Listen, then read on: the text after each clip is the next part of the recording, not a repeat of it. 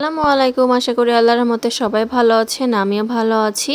দেখতে দেখতে কুরবানি ঈদ চলে আসলো, তো আদা রসুন পিষে রাখছি। হাতের কাজগুলো একটু একটু করে গুছিয়ে নিই। এখন কাঁঠালের সিজন, কাঁঠালের সবজি না খেলে তো চলেই না। কার কার কাঁচা কাঁঠালের সবজি ভালো লাগে অবশ্যই কমেন্টসে জানাবেন। আলু দিয়ে কাঁঠালের ডাল ভালো লাগে, চিংড়ি মাছের শুটকি বা অন্য কোনো শুটকি দিয়েও কাঁঠালের ভাজি ভালো লাগে। আবার বিকেলবেলা আম্মু একটু ডেজার্ট তৈরি করলো আমাদের খাওয়ার জন্য।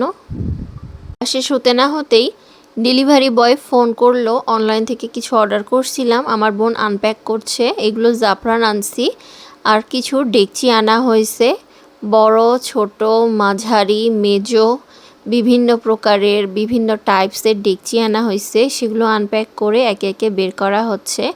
আমার আম্মুর তো ভীষণ পছন্দ হয়েছে ডেকচিগুলো, এজন্য কিছু সুন্দর সুন্দর মাপের ডেকচি নেওয়া হয়েছে। ডেকচিগুলো খুব বেশি বড় না, খুব বেশি ছোটও না।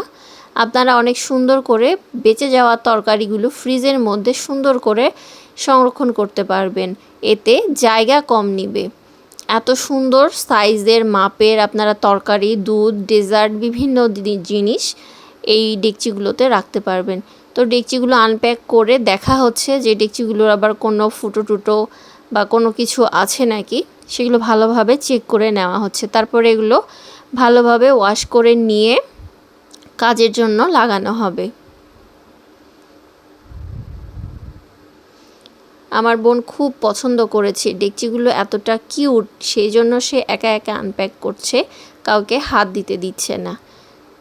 সে বলছে এগুলো দিয়ে সে খেলা করবে, তার নাকি ভীষণ পছন্দ হয়েছে। বাসার সকলেরই অবশ্য ভীষণ পছন্দ হয়েছে।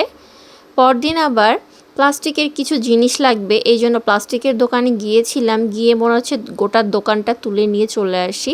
তো অনেকগুলো ডালা নেওয়া হয়েছে, ডালাগুলো অনেক মজবুত এবং কালার কম্বিনেশন সুন্দর। একটা মশলা বক্সও নেওয়া হয়েছে, সব মশলা যেন একটাতে রেখে সুন্দর করে একটা একটা করে নেওয়া যায়, চারিদিকে যেন দৌড়াদৌড়ি না করতে হয়। ডালাগুলো আমার খুব ভালো লেগেছে, এই জন্য আমি একদম সবগুলো একসাথে তুলে এনে চলে আসছি। তো আম্মু দেখে বলছে এতগুলো ডালা নেওয়ার কি প্রয়োজন, যখন লাগতো তখন নিয়ে আসতাম।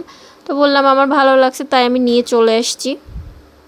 তারপরে বাসায় সবগুলো নিয়ে আসে, আম্মু একটা একটা করে দেখছে। কিছু ঢাকনার দরকার ছিল প্লাস্টিকের, যেগুলো খাবার ঢাকাতে কাজে লাগবে। আর কিছু কুলা নিয়ে আসা হয়েছে, কুলাগুলোও দেখতে ভালো লাগছিল। আগেকার মতো তো আর এখন সেই আপনার বাঁশের তৈরি কুলা ওইভাবে ইউজ হয় না, তো প্লাস্টিক এগুলোরই প্রচলন এখন বেশি, এই জন্য প্লাস্টিকেরই কুলা নিয়ে আসলাম।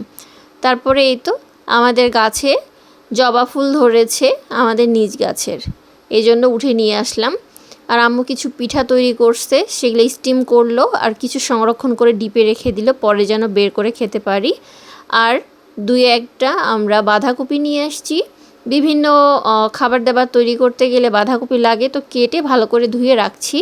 আর এইদিকে কদুর পাতা আমার আম্মু ভালোভাবে কেটে কুটে নিছে, সেটা চিংড়ি মাছ দিয়ে রান্না করা হচ্ছে। আর এইদিকে গাজর, তারপরে মটরশুঁটি, ব্রকলি দিয়ে একটা সবজি রান্না করা হচ্ছে।